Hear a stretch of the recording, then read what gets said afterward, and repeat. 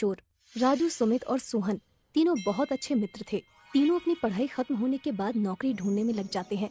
तीनों रोज सुबह नौकरी की तलाश में निकलते हैं, लेकिन शाम को निराश होकर ही घर लौटते हैं। अरे यारो, क्या करें, नौकरी ढूंढते ढूंढते इतने दिन हो गए, कैसी भी नौकरी नहीं मिल रही।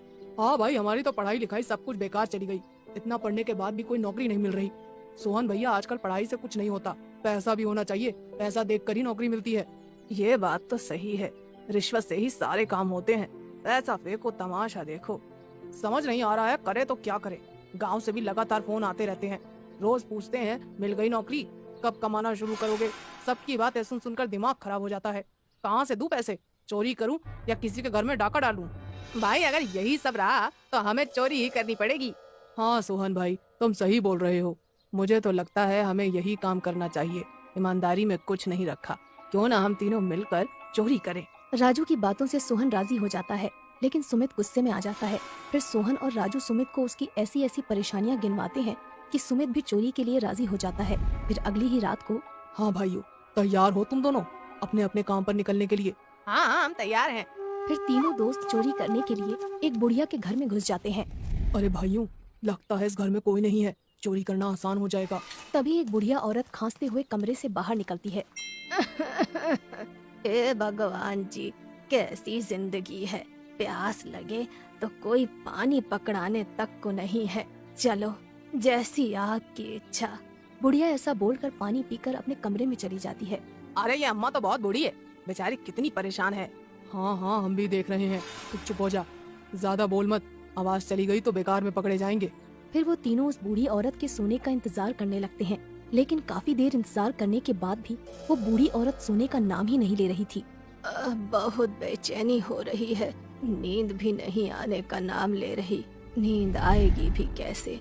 जब तक ये पैसे बैंक में जमा नहीं होंगे तब तक मुझे चैन की सांस नहीं आएगी। आखिर एक यही तो है मेरे बुढ़ापे का सहारा, जिससे मैं अपना बचा कुचा वक्त गुजार सकती हूँ, वरना तो मुझ बूढ़ी औरत को कौन आकर पूछेगा। राजू भाई, ये बूढ़ी औरत तो बेचारी खुद परेशान है। अगर हमने इसके पैसे चुरा लिए तो बेचारी हमें बहुत बद्दुआ देगी। हाँ भाई, तुम सही कह रहे हो, बेचारी ने अपने मुश्किल वक्त के लिए पैसे रख रखे हैं। उन दोनों की बातें सुनकर राजू का भी चोरी करने का मन बदल जाता है और तीनों किसी दूसरे घर में चोरी करने के लिए जाते हैं। वहाँ चोरी करने के लिए जैसे ही घुसते हैं, वहाँ पर एक बूढ़ा आदमी चारपाई पर लेटा हुआ था। वहीं पास में एक बूढ़ी औरत अपने जवान बेटे से बात कर रही थी कि ये सोना बेचकर कल हम तुम्हारे पिताजी का ऑपरेशन करवा देंगे, और रोने लगती है। तीनों दोस्त उस बूढ़ी औरत की परेशानी देखकर दुखी हो जाते हैं और वहाँ से भी बिना चोरी किए आ जाते हैं और आकर तीनों एक पेड़ के नीचे बैठ जाते हैं। उस पेड़ के नीचे एक टूटी हुई मूर्ति रखी थी। भाई, ये काम हमारे बस की नहीं है, हम चोरी नहीं कर सकते, चोरी करना आसान नहीं है। हाँ भाई, सही बोल रहे हो। अब क्या करेंगे? करेंगे क्या, कल फिर चोरी करने चलेंगे, लेकिन कल किसी अमीर घर में चोरी करने चलेंगे जिनको हमारी चोरी से कोई फर्क न पड़े। सोहन सोच में पड़ जाता है। अब तुम किस सोच में पड़ गए? मैं सोच रहा हूँ कि काश मेरे पास ऐसी शक्ति होती जिससे मैं उन सभी रिश्वत लेने वाले और काला धन कमाने वालों को पता लगा लेता, फिर हम उसी घर में जाकर चोरी करते। हाँ, और मुझे कोई ऐसी शक्ति मिल जाती जिससे हम गायब होकर उन रिश्वतखोरों के घर में आसानी से चोरी भी कर लेते और कोई हमें देख भी नहीं पाता। हाँ हाँ हाँ, और मुझे ऐसी शक्ति मिल जाती जिससे मैं उनकी तिजोरी का ताला तोड़कर आराम से चोरी कर सकता। और ये बोलकर तीनों जोर जोर से हंसने लगते हैं। तभी मूर्ति से आवाज आती है, तथास्तु। तीनों आवाज सुनकर डर जाते हैं और डर कर अपने रूम पर चले जाते हैं। वहाँ जाकर वो तीनों सो जाते हैं। अगले दिन सुबह उठकर, अरे राजू भाई, सुमित भाई, मुझे रात को सपने में एक ऐसा घर दिखाई दिया जिसमें बहुत सारा काला धन था। अरे सोहन भाई, वो सिर्फ बातें थी, जैसा हम बचपन में सोचते थे। काश ऐसा हो जाता, काश वैसा हो जाता। बचपन में तो हमें पता ही नहीं क्या क्या सोच लेते थे। बचपन में हमारी हुई बातें सच थोड़ी ना होती थी जो आज सच होंगी। क्या पता भाई, सच हो जाए। एक बार कोशिश तो करते हैं। जो जगह सोहन भाई ने सपने में देखी है, चलो उसी घर पर आज हम चोरी करने चलेंगे। ठीक है राजू, तुम कहते हो तो हम चलते हैं।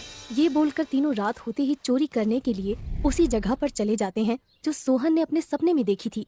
सोहन भाई, तुम्हारा सपना तो मुझे सच लग रहा है। अरे भाई, अब हम तीनों मिलकर अंदर चलते हैं, पर उससे पहले राजू, तू एक बात चेक कर ले कि तेरी शक्ति असली है या नकली। राजू अपनी शक्ति का पता लगाने के लिए उस बिल्डिंग के चौकीदार के सामने अंदर घुसने लगता है, लेकिन चौकीदार ऐसे आराम से बैठा था जैसे उसे कुछ दिखाई ही नहीं दे रहा हो।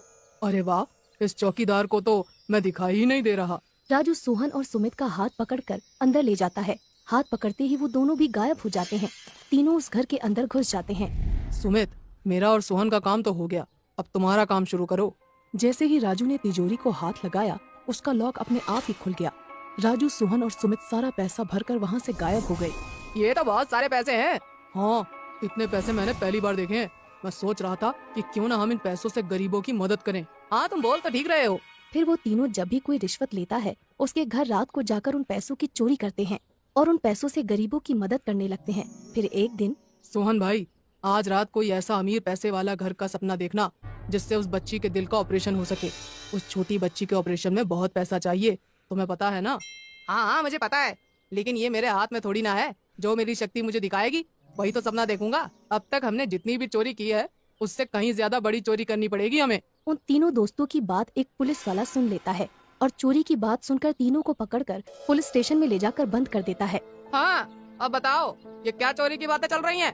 और तुम सपना देखकर चोरी करते हो, ये सब क्या माजरा है? पुलिस वाला ऐसा बोलते हुए डंडा दिखाने लगता है तो तीनों डर जाते हैं और तीनों अपनी जादुई शक्तियों के बारे में पुलिस को बता देते हैं और साथ ही गरीबों की मदद वाली बात भी बता देते हैं। अच्छा, तुम चोरी करके गरीबों की मदद करते हो? अगर ये बात गलत निकली तो तुम तीनों को अच्छे से रिमांड पर लूंगा। और पूछताछ करने लगता है। पूछताछ के बाद उसे चोरों की बातों पर विश्वास हो जाता है। मैंने तुम्हारे बारे में पूछताछ की, तुम सच बोल रहे हो। तुम एक अच्छे 3 जादुई चोर हो जो दूसरों की मदद करने के लिए चोरी करते हो। तुम चोरी करने के साथ साथ एक अच्छा काम भी कर रहे हो, इसलिए मैं तुम्हें छोड़ रहा हूँ। और तीनों जादुई चोर फिर से गरीबों की मदद करने में लग जाते हैं।